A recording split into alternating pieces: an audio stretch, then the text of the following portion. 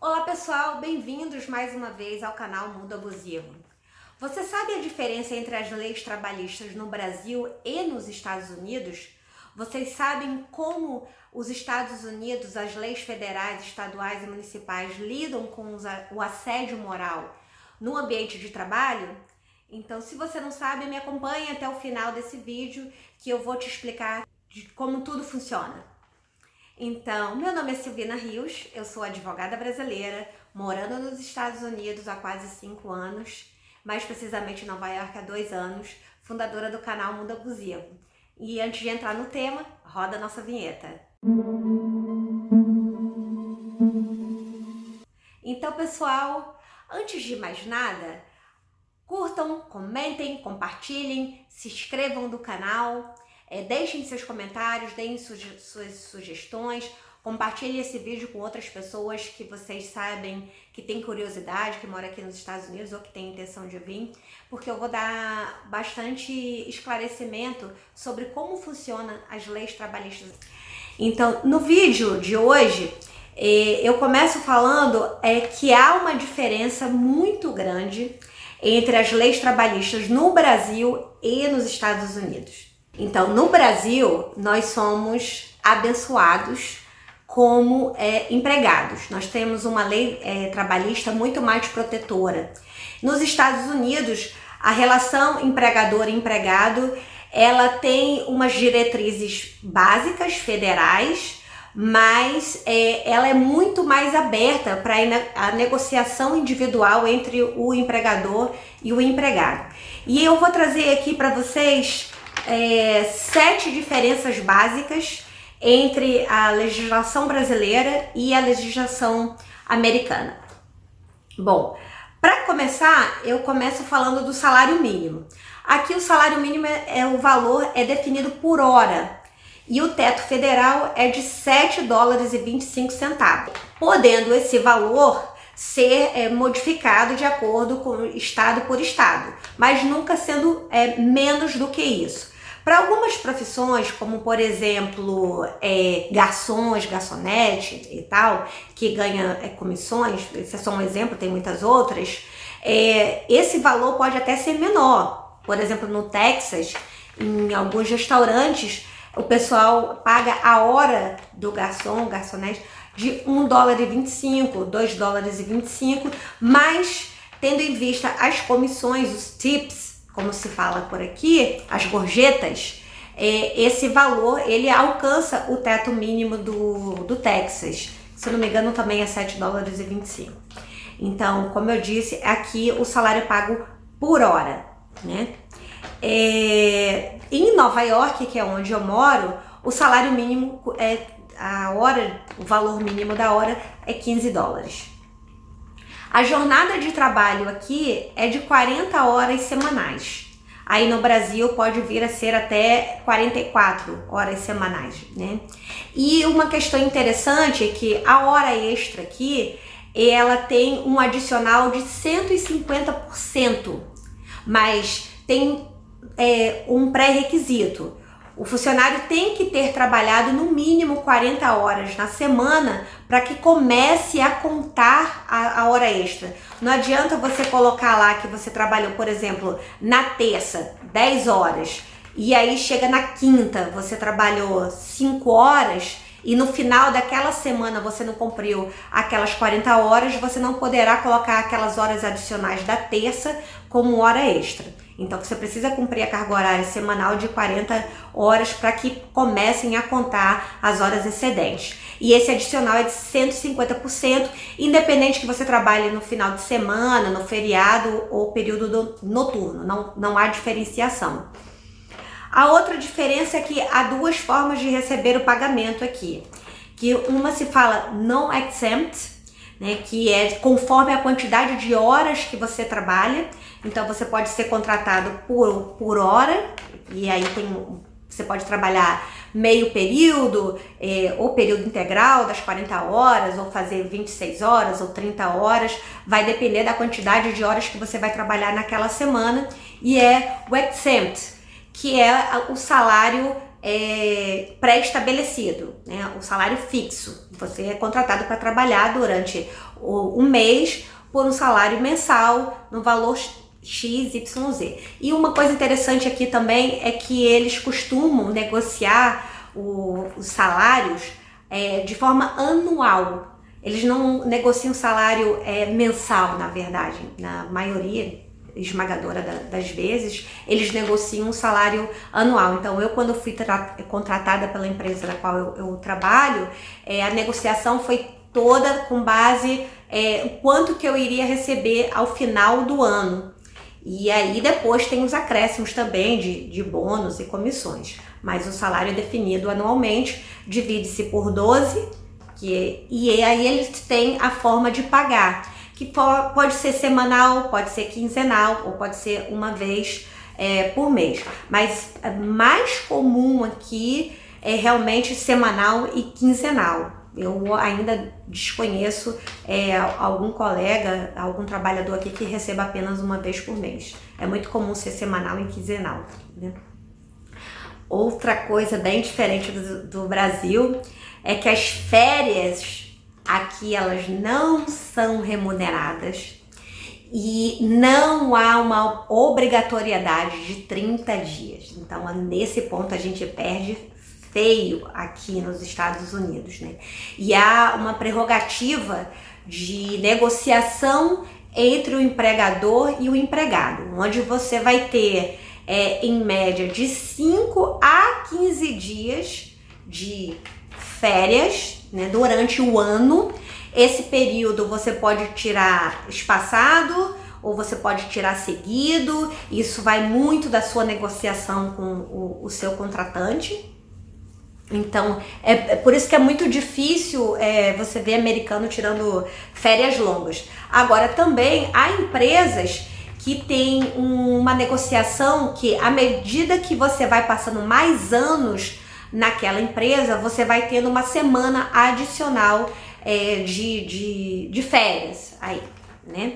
E outra coisa também que não há é aquele abono adicional que no Brasil se tem, aquele 1/3 do salário. Aqui não há esse 1/3 mesmo. Outra coisa são os atestados médicos, que aí no Brasil a gente aplica o atestado médico e a gente não perde aquele dia, né, o valor no salário daquele dia, quando você aplica um atestado médico. Aqui não. Aqui, inclusive, se você ficar doente, o atestado médico, ele serve apenas para dar uma justificativa concreta, legal. Mas não quer dizer que você vai ter aquele dia abonado. E pode ser, inclusive, descontado desse direito que você tem aí de férias. E eles também podem falar sick days, né? Dia de doença. Para você tirar. Então, assim, não é vantagem nenhuma ficar doente e nem adianta aplicar atestado médico aqui. Então, esse é outro ponto bem diferente da legislação trabalhista brasileira. Outro ponto também muito interessante e também onde aqui o trabalhador perde bastante é a licença de maternidade. O período de licença de maternidade aqui é de apenas 12 semanas, ou seja, 3 meses. Então, é um período curto, também não é remunerado, mas a única diferença é que a trabalhadora que teve o seu bebê, ela não perde o vínculo empregatício, porém ela não tem a remuneração, o seu salário pago durante aquele período. Mas fica também a critério do estado. Tem estados, por exemplo, que pagam aquele período, como é o caso do Novo México, não é o caso de Nova York, onde eu vivo. Outras coisas que o trabalhador perde aqui não tem 13º salário, não tem vale transporte, vale alimentação e fundo de garantia e aquela multa dos 40% no final da rescisão trabalhista. Então, pagar ou não vale transporte, vale refeição, vale alimentação, fica muito a critério do empregador, vai muito de acordo com a negociação contratual ali entre as partes. O Estado, ele não obriga legalmente o empregador a pagar esses benefícios. Então, tudo aqui é muito discricionário entre o empregador e o empregado. Como que os Estados Unidos lidam com a questão do assédio moral no ambiente de trabalho? Eu tenho um vídeo que foi ao ar há 2 semanas atrás com o Flávio Delfino, né, o que é e como se defender do assédio moral no ambiente de trabalho, o que é o assédio moral no ambiente de trabalho. O próximo vídeo, na próxima quinta, vai ser com a advogada doutora Ana Cristina, onde ela vai estar colocando as consequências jurídicas do assédio moral no ambiente de trabalho aí no Brasil, e ela vai falar sobre as leis que protegem o trabalhador, quais os direitos que o trabalhador tem. Então vai ser um vídeo bastante interessante para todo mundo que é trabalhador, né? E aí eu vou falar aqui nesse momento como que é para o trabalhador americano. As leis aqui nos Estados Unidos proíbem a conduta do assédio moral. E elas deixam isso muito claro, é inadmissível.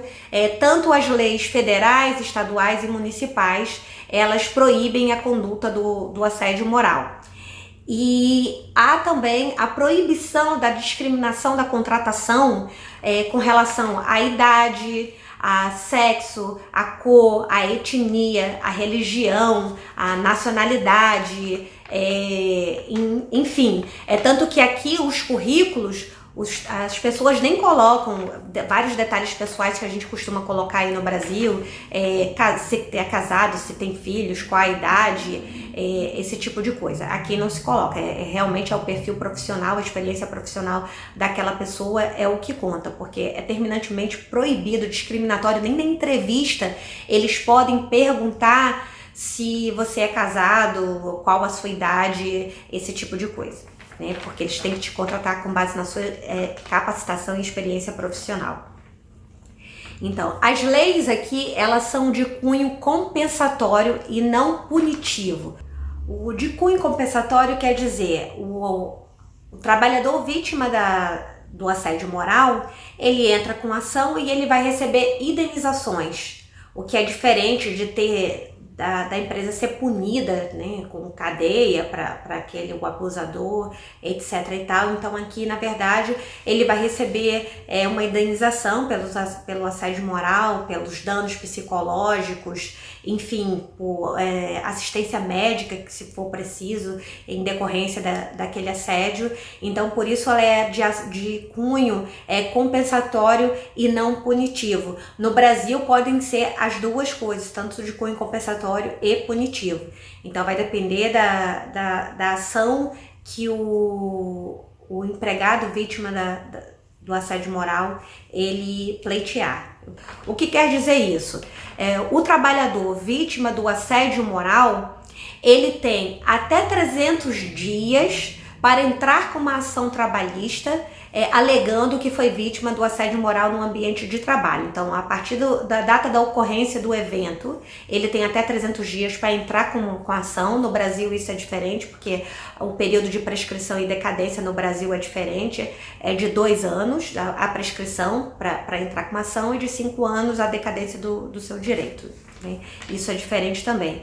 E é importante, tanto no Brasil como nos Estados Unidos, claro, que aquele trabalhador vítima do assédio moral, ele tenha evidências para poder entrar com uma ação, né? Porque sem provas não há ação. Então o juiz, o Estado, ele vai entrar com uma ação, seja ela de punição ou de compensação, a partir do momento que houve evidência daquele fato.